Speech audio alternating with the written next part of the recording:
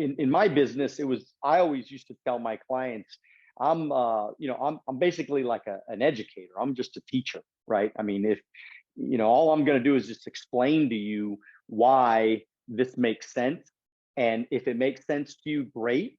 Then hopefully we earn your business. If it doesn't, then that's okay too. Worst case scenario, you get an education out of it. And it's Selling interesting is teaching. yeah, selling is teaching. Yeah, all I was just a teacher. I just wanted to teach, and it's kind of funny because I never hard closed. I never had to hard close. Matter of fact, I got very little objections, even though I'm a master at overcoming objections. I actually very rarely get objections in the sales process, because people so the questions that I asked throughout the presentation are actually overcoming their objections. Matter of fact, they're already overcoming their objections, just because I'll ask them, like, well, what's the most important thing in your life to you? And they say their family. And then when they say their family, then this picture comes up, like, I want to protect them, and they're important to me, and all this stuff. And I'm like, well, what happens if you don't have life insurance? And then they say they tell me for like 2 or 3 minutes why, like, what would happen. Well, they would be devastated, they would be out of money, and that's exactly what I would do. Yeah, and they're if I was selling life insurance, I'll be like, what would you do if something happened to you tomorrow? Like what would happen to your family? And I would try to like have them draw that scenario. Because then but you're right, like I feel like most of selling is asking the right questions. And the reason why I say teaching is selling is because the reason why they don't want to buy your product is because they don't know better. That's why you need to teach them, educate them, because once they know better, they'll buy your product.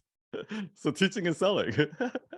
But I think new rookie salespeople, they're always trying to tell, right? They're trying to tell everything versus just ask the question. People will close themselves, man. I mean, if they know that it's better, they'll do it. I think that's how you know you did it right. If they are the ones who ask you, it's like, so how do we move forward? Oh, beautiful. That's what I'm looking for. Love that you said that. I love that you said that, man. Okay, so you also said, it's like you can't make money doing what you love. And so what does that mean to you? I mean, how does that? I'm gonna go back to that example that I used, right? Because a lot of us, we are trying to combine all of our passion and making money together. And the reason why that doesn't work is, in the beginning, we would get these projects, and I would always go over and beyond and try to make it perfect, like that American Red Cross example, right? Like, they just wanted something basic, and I could have done it in 20 hours and they would have been happy. But I'm like, no, that's not good enough, because I want to put my passion into it. So I'll spend 200 hours, lose money, and then I'll show it to them. They're like, no, we don't want that. And then end up going back to that 20-hour version anyway. So it just doesn't work. And then when a passion project comes in, normally maybe I would have charged 100 grand, but because it's passionate, I'm like, oh, I also want to make money, so I'm going to give you a discount. I'll do it for 20 grand, right?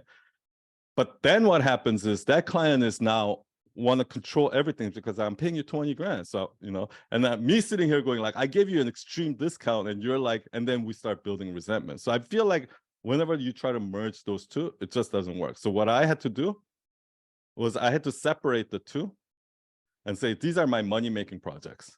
So American Red Cross, okay, I'll charge you 100 grand, 20 hours of work, give you what you want, exactly what you want. Fine. My goal is to make you happy as a client, okay? The passion projects, I'm going to do this for free. But these are the projects that ends up winning awards, that ends up bringing us the money projects and things like that, right? So, but then I found that whenever I combine it, it doesn't work. And the reason why I think it doesn't work is because, think about it, let's say you're a welder, right? When are you the most excited about welding?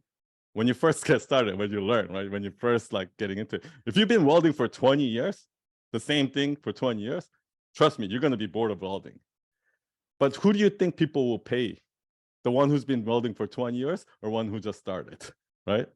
So most likely the shiny new object, the thing that you're passionate about, the reason why you're passionate about it is because you're still new to it. But once you've been doing the same thing for 20 years, you're going to get bored of it. And that's when people are going to pay you for it. And that's why it's really hard to always be doing something passionate and make money at the same time.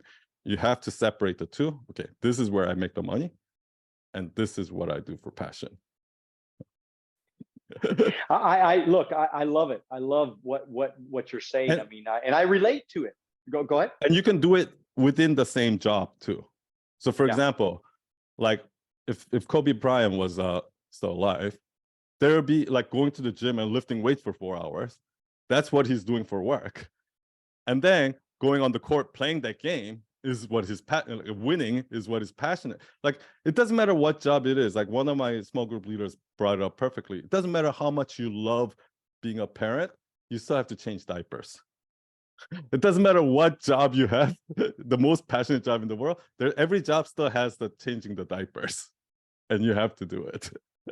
and even like in our business, I mean, people still have to, like, one of the worst things is when you're talking to somebody new and you're building a new relationship, you're trying to create that new relationship, and the rejection that comes along with that.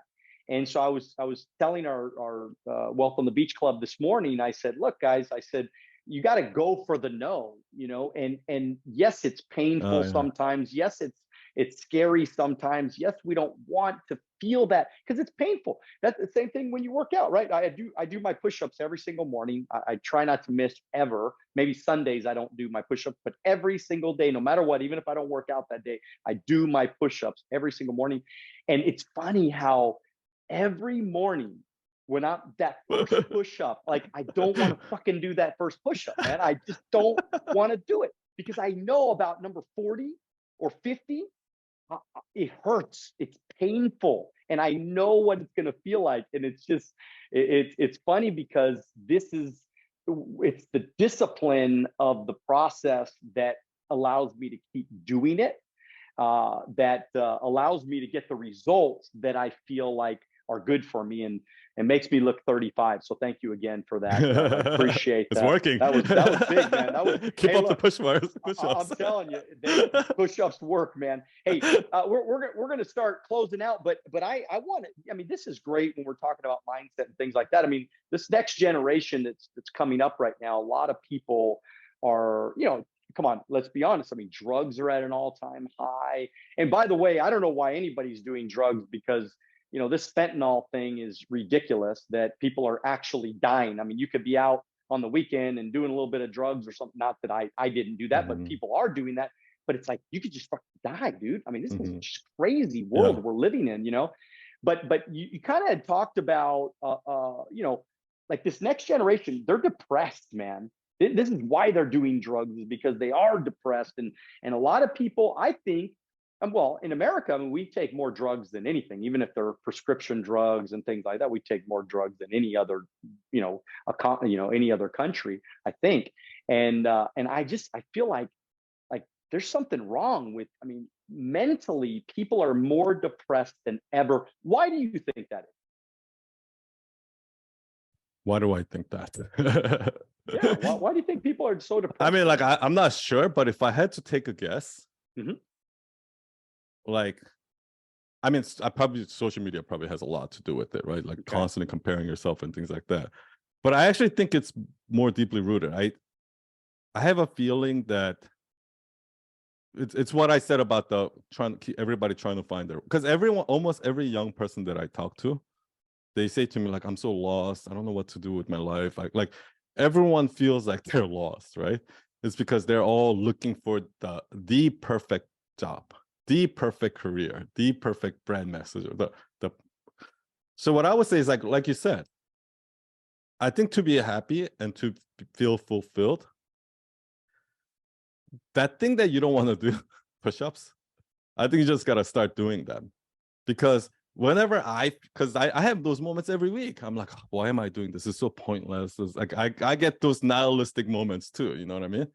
And whenever that happens, if I just sit down and start making content, if I start writing, or if I just go to the gym and start running, if I just start 5-10 minutes into it, and I'm focused on the thing, that thing disappears.